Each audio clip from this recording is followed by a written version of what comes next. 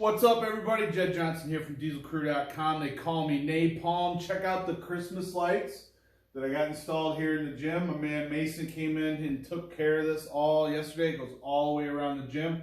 Looks really sweet, especially when it's totally dark and even no sunlight coming in through the windows. So thanks to him, and I'm pretty pumped. I'm going to keep these up until they go out. I'm not going to take them down after Christmas. I like the red colors. It goes well with the gym, so I'm pretty pumped.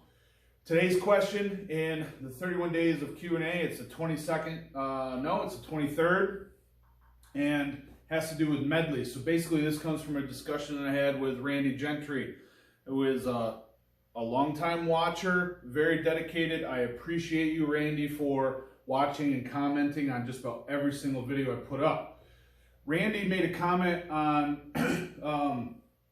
the Medley video that I published last night. It was Tim Butler going through the Medley at Gripmas, and he talked about how it looks crossfitty, kind of chaotic, things along those lines. So I just wanted to speak to the qualities of the Medley in grip sport, and I'm open to feedback from everybody watching this, so I welcome your feedback here. Not just going to solicit subscription, a thumbs up, and comments with questions in them. I want to know what you think about Medleys.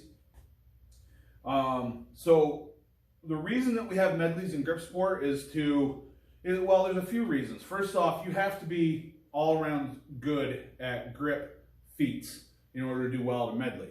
So you might have 10, you might have 20, sometimes even 30 or more challenges that you can do in a given time limit. Maybe that time limit is 60 or 90 seconds or even longer, sometimes 4 minutes in some contests. So in order to rack up the points, you have to be able to load or at least meet the challenge of every one of these items inside that time limit. And the more you can do, the better score you'll get. So he said it was somewhat chaotic, and I can see how it would seem chaotic just because there's so much stuff, you know, kind of laying around and you have to navigate it and get it done. But he also kind of said it was random, and it's really not random.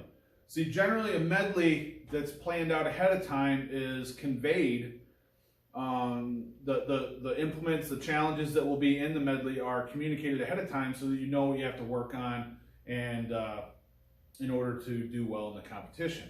He also said that it looked like some things were, you know, the completion of them was random. So some things you had to pick up, some things you had to do something else with. Well, that's just the nature of the challenge. So in that particular medley, there were inch dumbbells and other challenge dumbbells. There were block weights. There were plate pinches, things along those lines. But then you also got to a section where there were sledgehammers, and some of them were sledgehammer deadlifts. So you just have to kind of like pick them up to a standing position. And then others you had to pick up like this, lever to your nose or forehead, and then back up to the vertical position. So it may look random, but it's understood either A, because the person is experienced enough to know what the challenge is for each item, or because the promoter goes over all that before the event begins and you know what you're supposed to do. He also said he couldn't have figured out how the scoring was done or something along those lines, and that was all laid out beforehand as well. So on one side of the video, like the left side of the video, those items were all harder items. So they were worth 2 points. The items on the right hand of the screen were easier, so they were only worth 1 point. And then at the end, they had a forklift lifted up. It was freaking classic, man. OSHA would have had a heyday with this. And you would jump up on the forks and do pull-ups for as many as you could do with any time that you had remaining. That was a tiebreaker. So if you and some other dude ended up getting the same number of points, the tiebreaker would be the one who got more pull-ups on the forks of the fork truck. Freaking awesome, man. Totally, totally classic. One of a kind. That's never been in a grip contest before. The chances of it ever happening again are pretty slim. Except for up there to Charter Arms, where it was held in Connecticut in what town? Derby, I believe. close to Derby. But anyway, medleys may seem chaotic, but they're actually the favorite event of a lot of gripsters. I really love medleys.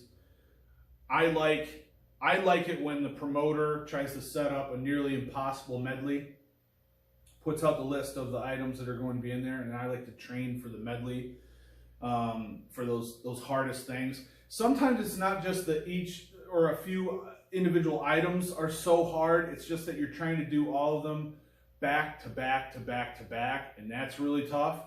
So, you know, the first medley that the furthest back that I can remember where a contest had a medley was at the 2006, well, I think I ran one in 2005. It was just a support medley, but it only had like 5 items. What I was going to say was at the Backyard Bastard Bash in 2006, there was just a series of blobs, and you just had to pick them up and load them, and it was kind of like Atlas stones, where you would just grab them, pick them up, and load them. So yeah, that's a simple medley, but that's also a boring medley. So you don't see that much. Another type of medley that was held at Nationals several years in a row, where there were, I think, 12 items and you had to complete everything in 60 seconds. It was almost impossible to complete everything. And another medley that I can tell you about was at Chris Rice's Grip Miss contest. There used to be like 30 or 40 items, and it was all you could do to complete everything inside the time limit. I ran one at Chris's one time at Nationals in 2011 where we had to take blobs and actually walk them up steps. So you had to hit each step, and you got a point for each step that you hit. So the variety is there, and it really, in my opinion, requires you to be a skilled gripster in order to do well. Now, it's really unfair to have everything with giant handles and have them be like anything bigger than an 80-pound block weight, because then it gets really hard for smaller-handed individuals. So, I mean, that's the reality of the game. So you got to watch that as a promoter, or you have to set it up in a way that it's more fair for those guys. But I mean, really, that's the only downside. That, and sometimes the event itself runs a little long.